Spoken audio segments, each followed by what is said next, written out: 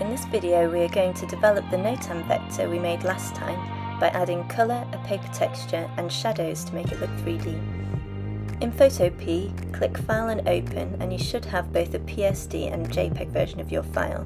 We're going to select the PSD. My layers from last time are all there on the right hand side and we're going to select them all, holding Shift as I click the bottom and top layer. I then want to merge these layers, so right click and select Merge Layers. My multiple layers have now become one, but notice how I've left the background separate. I'm now going to add colour using the paint bucket, which is hiding beneath the gradient tool, so click and hold until the bucket option appears, then select it. Go to the colour picker in the bottom left and I'm going to select my colour now. You can navigate the colours using the rainbow strip and vary the hues here. I'm going to choose a dark teal blue. When you're happy, press OK. This is going to be my background colour, so I select background and then click, and as you can see it's turned blue. I'm now going to do my shape layer, so I swap the pickers with the arrow so I can keep my background colour. Then I think I'll go for a lighter grey blue this time, maybe a bit greener. And when I'm happy with that, I'm going to press OK. And I'll click on all the bits of my design. And now we are going to make a paper-like texture, so go to Filter, Noise, Add Noise. And as you can see, the layer has gone all speckledy, so I'm going to tone all that down using the percentage slider. Again, when I'm happy with that, I'm going to press OK, and I'm now going to Filter, Blur and Gaussian Blur to soften the edges. Now that's too blurry, so I'm going to tone it down using this radius slider. And press OK.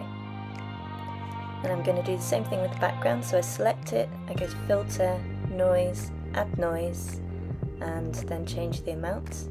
But this time I think I'm going to add the Gaussian blur here, so where it says uniform I change it to Gaussian, and I'm just going to alter the amount again until I'm happy with that. And that seems about right, so I'm going to press OK. I now think I need to add a little bit more to my shape, so I'm going to go back to Noise, add a bit more, just change the amount again. We want it to look like paper, so it needs to be a bit more textured than that. And that seems fine now. To add the shadow, double click on the layer. We're going to go to Drop Shadow first. And if I just move the layer style box to one side, you can see that the drop shadow has been applied. Now I find this too harsh, so I'm going to lower the opacity to make it lighter and also alter the distance, spread and size until I'm happy. Because this is meant to represent paper, I'm making the distance shorter so it looks like it's just resting on the background rather than hovering. I'm saving this again as a PSD and exporting it as a JPEG, and it should save to your downloads. So if I go to my downloads and open this up, I'll have a look at it, and if I compare it to the original one here in Photo P, it doesn't look as textured. So what I'm going to do is I'm going to add a bit more texture and see if it makes a difference. So I go to Filter, Noise, Add Noise, and that has made it much more textured. I'm going to add a little bit more and do the same to my background again adding more noise. And hopefully this will make it look a bit more textured when it comes out as a JPEG. So I'm going to export this one too as a JPEG, and I'm now going to retrieve it from the downloads to have a look at it.